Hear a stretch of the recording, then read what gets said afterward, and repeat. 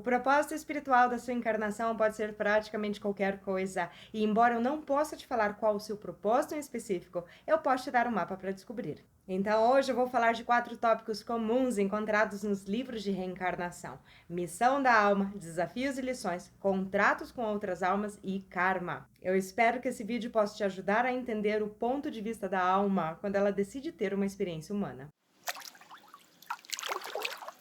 Na espiritualidade, a Terra é conhecida como uma escola de limitações e dualidades. Limitações por causa de todo o condicionamento social e crenças limitantes que nós temos, e dualidades porque tudo aqui parece ter duas partes opostas, como masculino e feminino. Nós podemos até não perceber, mas elas pertencem à mesma energia. Além desses 2 tópicos, as almas também planejam coisas específicas que elas querem explorar nesse planeta. A intenção é aprender e expandir através dessas experiências para que elas possam evoluir para níveis mais altos de consciência. A sua missão de alma é a meta principal da sua encarnação e você pode ter mais do que uma. Se você quer saber qual é a sua missão, pense sobre os aspectos mais marcantes da sua vida, bons e ruins. As partes especiais da sua personalidade, os seus talentos naturais são um presente para as pessoas ao seu redor e para o mundo. As suas dificuldades, principalmente as que são recorrentes na sua vida, são as suas maiores lições aqui. Nem todo mundo tem uma missão em escala global, mas da maneira que eu vejo, a meta principal serve um propósito em ambos os níveis, individual e coletivo. Por exemplo, pessoas com dificuldades em relação a gênero e sexualidade podem estar aprendendo a equilibrar suas energias masculinas e femininas, e no coletivo elas estão ajudando a sociedade a quebrar muitos tabus e limitações. Ou pessoas que têm um trabalho simples, como servir ou limpar, podem ter um propósito pessoal de aprender humildade, e no coletivo nós precisamos delas. Como seria o mundo ao nosso redor se ninguém estivesse limpando ele? Nos livros que eu li, eu vi todos os tipos de história. Almas que queriam experienciar força física ou limitação, almas que queriam explorar violência, liderança, artes, e até mesmo almas que se voluntariaram para ajudar as outras a aprenderem suas lições. O exemplo mais comum que eu encontrei sobre isso é quando a alma se voluntaria para vir e morrer durante a infância,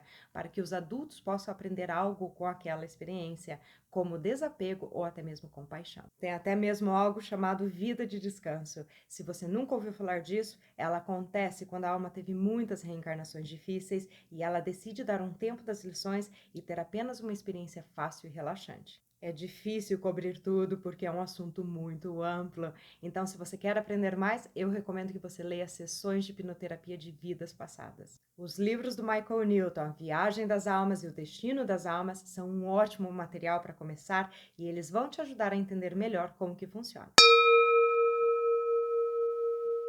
Quando você vai para a universidade e escolhe estudar uma certa área, você tem um currículo com todos os assuntos que você precisa aprender para conseguir o seu diploma, certo? O mesmo acontece quando a sua alma decide vir para a Terra. Ela escolhe a missão principal e, para completá-la, ela tem que passar por desafios e aprender com eles. E às vezes as almas escolhem lições extras para progredirem mais. Eu lembro de ler num dos livros do Michael Newton, aqueles que eu acabei de mencionar, um dos seus clientes descreveu o processo de escolher dificuldades como pegar bolinhas de gude para encher um pote, e algumas almas pegam muitas delas. Eu sempre digo nos meus vídeos, se você tem um padrão que se repete muitas e muitas vezes na sua vida, se questione o que você deveria aprender com aquilo. Somente quando você dominar uma lição e ter uma transformação profunda acontecendo dentro de você, você vai conseguir ver um reflexo daquilo na sua realidade. E por sinal, se você parar de culpar o mundo pelos seus problemas e entender que eles são um fator importante para fazer você ser quem você é e dar um significado positivo a eles, a ponto de se sentir grato por eles, você pode conseguir muita cura na sua vida apenas ao fazer isso. Nós temos muitos contratos com outras almas na vida, algumas vezes do mesmo grupo, outras vezes não. Esses encontros podem durar 5 minutos, 5 anos ou até mesmo uma vida inteira. Toda vez que você encontrar alguém que tem um impacto enorme em você, positivo ou negativo, tenha certeza que você tem um contrato com ele ou ela. Em cada vida, nós atuamos papéis diferentes com almas diferentes para que a gente possa crescer o máximo que pudermos uns com os outros. Se nós sempre interagíssemos com as mesmas almas, nós não iríamos aprender coisas diferentes, porque a dinâmica seria sempre a mesma. Esses contratos são sobre a troca que vai acontecer na vida entre as duas almas. Às vezes é mútua, às vezes é apenas uma direção e às vezes elas são muito difíceis por causa de karma, o que eu vou explicar melhor no próximo tópico. Embora eu devo dizer que almas amigas podem te machucar também e não é necessariamente karma. Em um de seus livros, Dolores Cannon conta a história de um homem que foi para uma sessão porque ele queria entender por que ele foi esfaqueado por 3 estranhos e deixado na rua para morrer. Durante a sessão, quando a Dolores acessou o eu superior do cara, ele disse algo como: "Ah, aqueles 3, eles são os melhores amigos dele. Eles ensaiaram muitas vezes no mundo astral enquanto ele dormia para que eles pudessem fazer acontecer na vida física dele." O eu superior explicou também que o cara estava num caminho muito diferente do que a alma dele queria. Para corrigir isso, o plano era dar uma experiência chocante para que ele pudesse redirecionar a vida dele. E na verdade deu certo. A alma dele queria isso e os 3 amigos se voluntariaram para fazer o trabalho. É uma loucura como que a lógica da alma é tão diferente da lógica humana às vezes. Ainda bem que essas sessões são gravadas, caso contrário as pessoas não iriam acreditar. Dá para imaginar a reação do cara depois da sessão, quando ele ouviu essa resposta saindo da própria boca dele? Qualquer encontro especial que você tiver na vida, mesmo quando eles parecerem dolorosos, faça o seu melhor para entender como que eles te afetaram de uma maneira positiva.